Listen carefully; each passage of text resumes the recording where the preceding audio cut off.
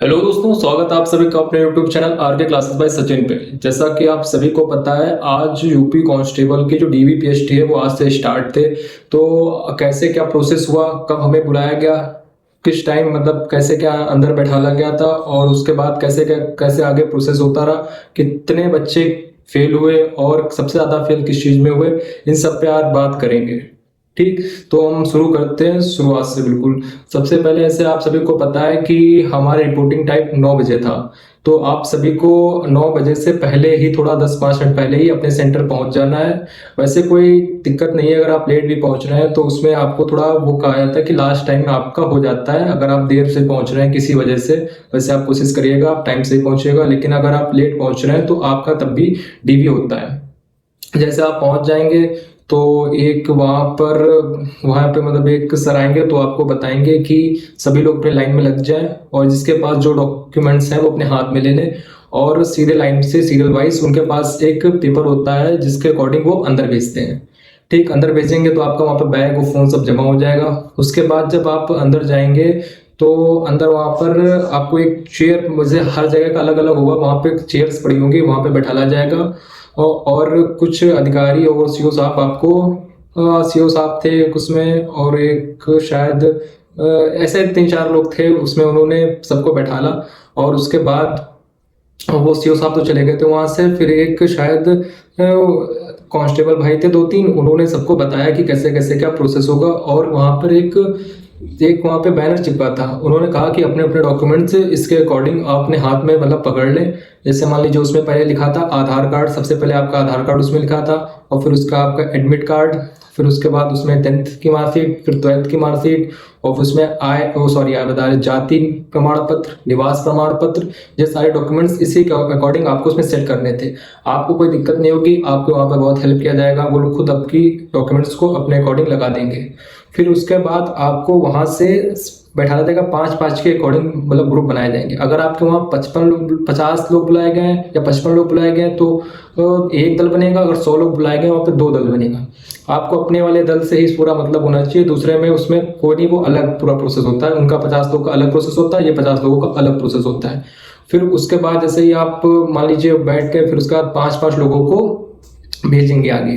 फिर आगे भेजेंगे तभी भी आपका भी डीवी नहीं होगी। जब आप आगे पहुंच जाएंगे तो वहां पर भी आपको 2 पुलिस भाई मिलेंगे, वो आपके डॉक्यूमेंट्स को फिर से देखेंगे, वेरीफाई करेंगे कि आपने सही तरीके से उनको उस ऑर्डर में लगाया है कि नहीं लगाया है। अगर नहीं लगाया होगा तो वो आपके डॉक्यूमेंट्स को ऐसे लगाएंगे और वो खुद भी एक बार चेक कर लेते हैं कि यही बच्चा है कि मतलब जिसका हुआ है। और वहां पर एक आपको शायद साइन भी, हाँ वहां पर आपको एक साइन करनी पड़ती है।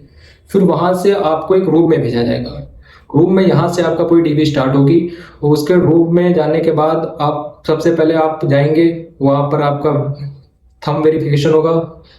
थंब वेरिफिकेशन के बाद अगले स्टेप में आपके पड़ोस में एक भाई बैठे होंगे, वो आपके 10 के 10 फिंगरप्रिंट्स को उसमें लगवाएंगे। तो उसमें आपको ये याद रखना है कि जब आप एक लगा लें तो दूसरी जो वाला पोंछ लें फिर दूसरी लगाएं, क्योंकि ऐसे जब वो आपको ऐसे करके रगड़ते हैं तो आपका दूसरा थंब भी उसमें छू सकता है। तो आपको वो देंगे, कपड़ा देंगे कि आप दूसरा उसमें पोंछ लें, उसके बाद ही आप दूसरे में लगाएं।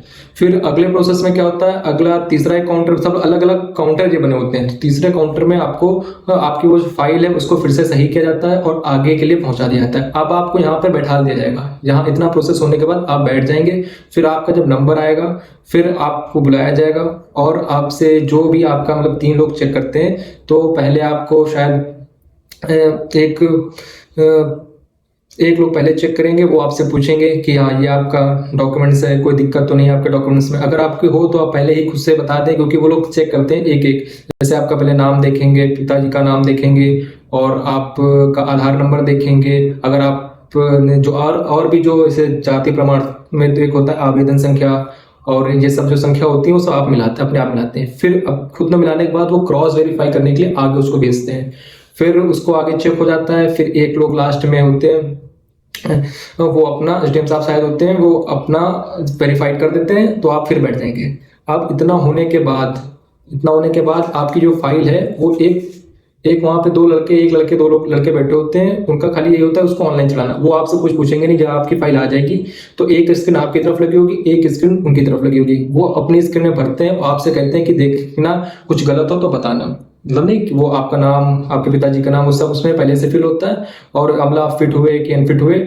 और इसी से पहले आपकी हाइट, जब यह प्रोसेस हो जाएगा उसी से पहले आपकी हाइट और चेस्ट को नाप दिया जाएगा।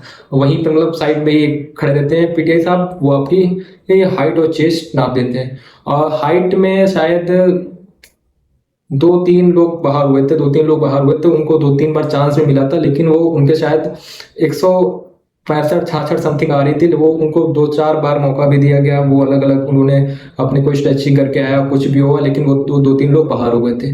चेस्ट की बात करें तो चेस्ट में लगभग 4 बच्चे बाहर नहीं हुए, मतलब 4 बच्चों को उन्होंने कहा कि अभी पहले आप रुक जाइए। उनको एक बार नापा गया, उनकी शायद कुछ 76 निकल रही थी, तो उनसे फिर पुशअप मरवाए गए। फिर उसके बाद फिर उसमें से शायद 2-3 का हो गया था, एक रह गया था, एक का शायद नहीं हुआ था, बाकी सबका हो गया था।